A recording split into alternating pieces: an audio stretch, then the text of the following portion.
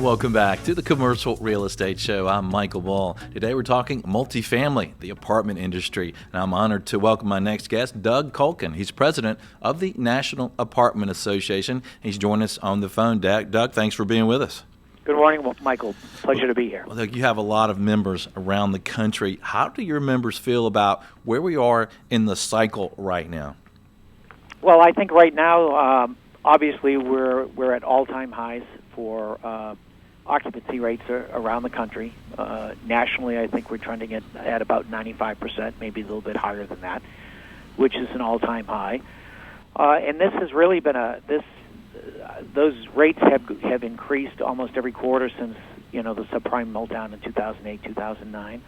And at the same time, we've noticed that home ownership percentages have decreased every quarter. So I think the industry is very pleased with where we are. We're still not putting on the number of new units that are needed each year. I think the industry needs about 400,000 new units each year, and I think the best year we've had a net of about 220,000 new units have been added to the inventory. So it's looking very bright for the industry if everything holds without the economy going into the dumper again. Yeah, and let's talk about that a little bit. I mean, where's all this? What are the major factors, Doug, that are creating this demand, and how long might those that last? Well, I think we have our two largest generations by population, the boomers and the millennials, are big users now of multifamily. As the boomers are selling their primary homes and they're at a point where they can afford a Class A apartment, if you will, and they no longer want all of the responsibilities of maintenance and everything that goes with keeping your home up, they have the money where they can move into a nice apartment and be happy in it. The millennials, on the other side, I think the last piece of information I saw is that the millennial generation has something in excess of $8 trillion in college debt. So if you consider any young man or young woman graduating from college with, say, maybe $150,000 in accumulated student loans, that's the equivalent of your first mortgage. It's certainly bigger than the first mortgage I had. Me too. And those student loans pay out over a lot shorter period of time than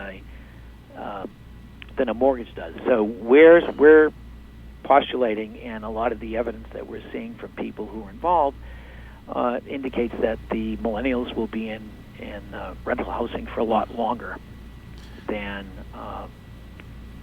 their earlier counterparts have been. Right. And they could be in their mid-30s before they're looking at purchasing their first home. So I see. That's a significant factor. Yeah. The other thing is we're finding more and more people prefer the flexibility of renting versus owning a home. Particularly, again, in the millennial generation, as they move from job to job or they get transferred around the country within their current job, it's a lot easier to get out of a lease than it is to get out of a mortgage, put your home on the market, sell it, all of the stuff that you have to do it. And a lot of our member companies, if they're national in scope and you happen to move from the East Coast to the West Coast and you move into one of their properties, their communities on the West Coast, a lot of them have worked to waive early termination of leases because they know they're going to get you on the other side wherever you're moving. Wow. So our members have been very smart in doing something like that. And we're seeing trends like this, Michael, are what's looking very good to the industry. And a lot of the data we're seeing say that this could go into the mid 2020s. Well, that's good news for the industry. And we're talking with Doug Culkin. He's president of the National Apartment Association. And Doug, one of the questions I have for you and maybe some of the listeners would be curious about is the affordability of apartments. We've seen apartment rents really increase quite a bit over the last several years, but yet we've not had tremendous wage growth. Are there any concerns about affordability in the industry? Yeah, I think most of my members and certainly my leadership is concerned about what we call workforce housing. The teachers, the nurses, the firemen, the policemen. How are they going to be able to afford to live in the same communities that they work in? And we are really would love to see the cities, work with us on making sure that fees that are charged in order to approve a community range, around the country. In Indiana, it might be $15,000 a unit before you put your first shovel into the ground.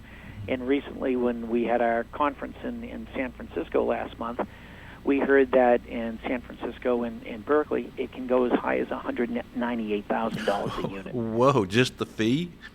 Just a fee to get it approved, so you can go ahead and put that first shovel in the ground.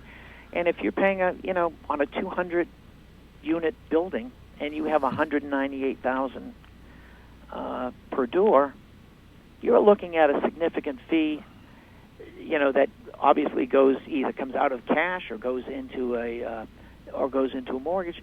And with an upfront cost like that, how do you charge? You can't charge rents that your nurse or a policeman could afford. So we are concerned about that, and we would really love to work with local municipalities in coming up with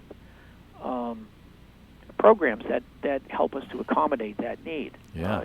They're always saying we need the workforce housing, and it can't just be on the multifamily owner-operated developer, to take the hit. So we've got to work together to see if we can come up with a solution that works across the board and achieves the goal of creating that workforce housing. Absolutely. In a nice livable product at a price that is affordable. Absolutely. Those fees seem outrageous. And, one of the things that I guess are helping affordability is, reducing the size of these apartments, right? There's been a definite move toward micro units, which are typically anywhere from 400 to 500 square feet, significantly smaller than your average one bedroom that you have. You can put a lot more of these into a building.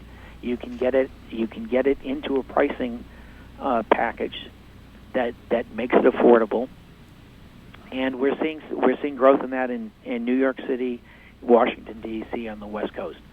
And again, those also are areas of the country where the rates tend to be higher than we have, in the secondary and tertiary cities. So, we're looking and hoping that growth will continue. But that's one answer. But when you need bigger units, where you need, a 2 or 3 bedroom where multiple people are going to be working together and living together to share that rent, we get back to being able to work with hopefully the local municipalities and come up with fees that are easier to deal with, and obviously meet the goal of creating more rental housing, because that's the big thing, particularly in the inner cities. Yeah, Michael, I think we're seeing that there is a definite need for more units to be built and come online. Yeah, that's true. Well, Doug, thanks for joining us today. We appreciate you being on the show. As always, great to be with you. If you'd like more information, visit naahq.org and stay with us. We're going to have a developer and a manager get an inside look at the industry, including some tips. I'm Michael Bull. This is the Commercial Real Estate Show.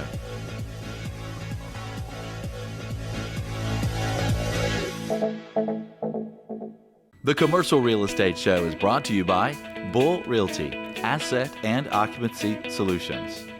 Xceligent, building data everywhere. Valuate, easily share what-if analysis with colleagues online. And First Service Solutions, your CMBS borrower advocate. For more information on how these businesses may be of service to you, visit creshow.com.